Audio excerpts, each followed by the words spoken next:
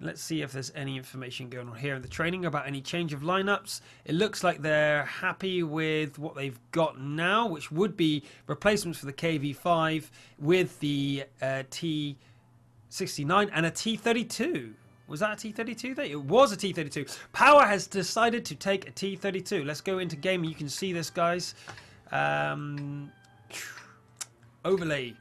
Right, if you look at the lineup here, Power has replaced the KV5 and an IS-3. It's a completely different lineup, and they've gone for a T32 and a T69. Now, I like the T32 choice.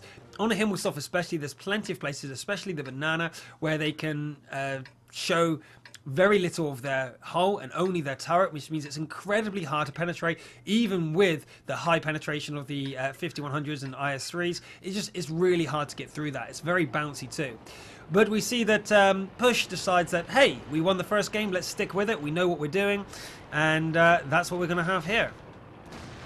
So if we fly over to the seemingly strategy, we have Anglo Czech and Kenya Banja going over to the banana. Now this is much better for them. They're covering the banana at least with something. They've got over here one of their T1s, and if you don't know what the T1 is useful for, you should definitely check out the esports show from Wargaming on their YouTube channel.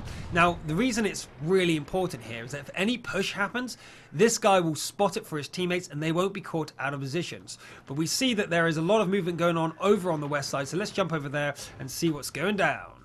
Oh yeah. Anglo Czech is taking some fire, but he hasn't been penetrated just yet. If you see here, he's aiming in, trying to see if he can get some shot off onto Stug, but Stug is in that T32. It's very unlikely he'll get through, but Anglo Czech's not in a T32, and the shot goes right through, dealing full damage. Anglo Czech just wasted that HP there. There was absolutely no reason he should have thought that he was going to do anything against that T32.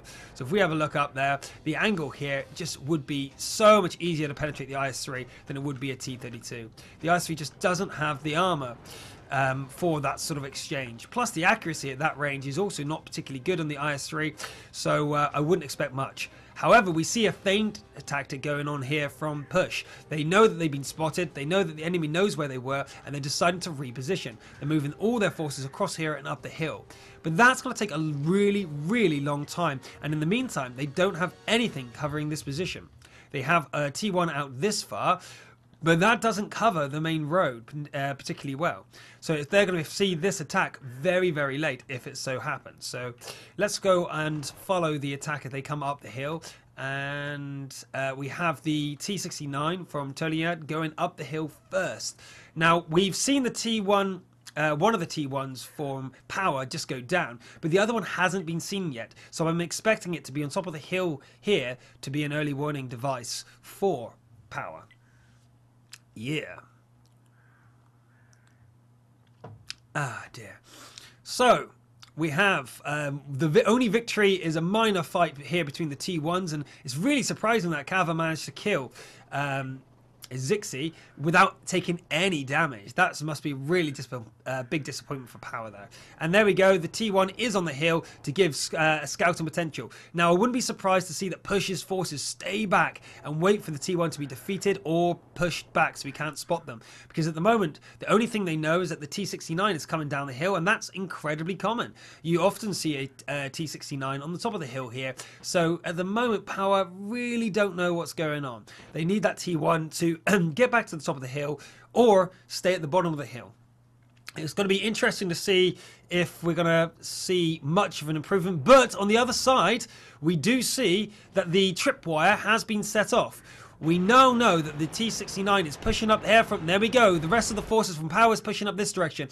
Now we have a choice here from Push. Do they keep going? Do they keep pushing up forward and trying to take the enemy base before theirs goes down, or will they turn back to defend? And at the moment it looks like they're really splitting their decision. Now that's really, can be really detrimental, because with your forces split, you can't really stop the push and you can't really cap the base. So they're sending forward Kanya in his T1 to see what is defending the cap. Already some damage is coming out here from Ocom, who's in his T1 also and trying to take out cover but failed. So if he uses the repair kit and back into cover, that can be huge. But in the meantime, the AMX 5100 reveals his hand and they are not going back. They have successfully split Push's forces into two, because, well, you know, why don't pretend to attack their base by pushing your forces up here and then fall back to defend your base, knowing that they're going to push through. At the moment, if you look at the formation of push, they're all over the place. They don't know what they're doing. They half guys attacking, half guys defending, some guys on the hill. They need to regroup before it's too late. At the moment, they're lucky. Power hasn't really realized that they're all split up, and that isn't too bad for them. However, we have a fight here between Stig and Voodoo. Stigmat has in his IS-3 versus an IS-3 of Voodoo, but he loses sight of him. He knows he's there though, and he won't go out without any backup. He's waiting for his teammates to come back around through the cap circle and try and get back into position.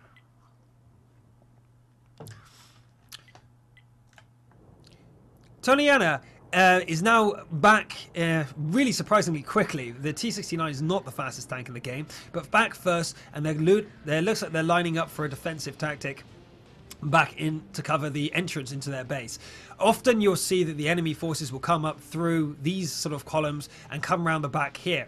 Now this formation here is really good. You see the maximum amount of guns looking at you when you come around the corner, and he's also protecting Anglo-Czech, who's lost the most HP so far. The T-69 is no pushover with 1,350 HP, which is not much, that much less than an IS-3. Only 150 difference, so it's a really sturdy light tank. It's a medium tank, I know, but it's an autoloader and with very little armor, much like the AMX, very much used instead of the AMX 90 these days. And that's because of the extra 150 HP. And if we split up here now to wrong key, to get into the action, we have that Totalizer has spotted them in his T-69, taking a couple of shells into the push team. And I really feel that push have been a bit disorientated with these sort of attacks and the repositioning of power. They don't know what's going on. They've lost both their T1s. They're a bit blind right now, and I think there's a little bit of panic coming into their tanks now. They're all looking one direction. They have Stigma over there in his IS-3 guarding the rear to make sure that they're not caught unawares, but that really should be one of their scouts. They lost both their T1s, and they are really, really hurting for it. So let's see if Power make a move. We've got 3 minutes 30 left on the clock, and I'm not sure who's going to make the first move.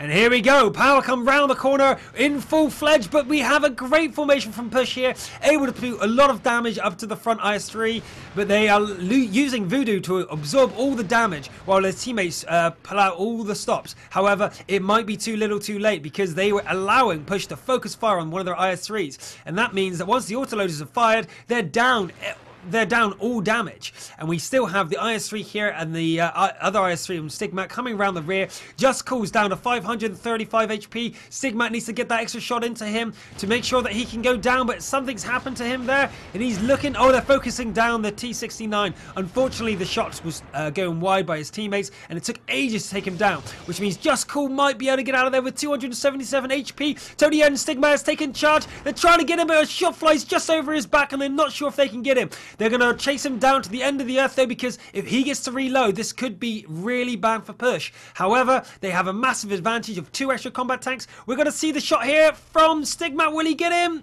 Yes, he will. You're not getting out of here, Just Cool. You are down. Palace is there.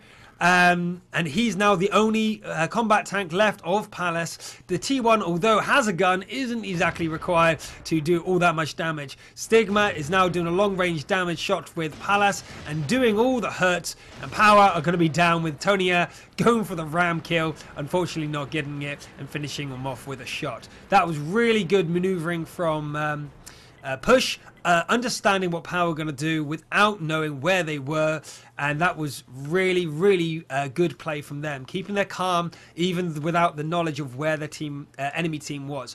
Power, on the other hand, was decided to do something incredibly weird of charging the IS-3 towards the opponent to try and absorb as many shells as possible. However, all that did was allow push to focus him down. And that means they were 1 tank down, 1 gun down.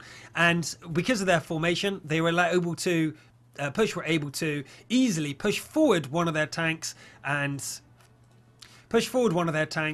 take the damage while the others to the shooting. Then as soon as he takes some damage, he pulls away. If you look here, the damage sharing was very well done, and that was the end of that. That means it goes down 2-0 to Push, and if we look at the scores here, Push now are on 4 victories to only 3 losses. If they get the points here, they're going to go straight up into 4th position.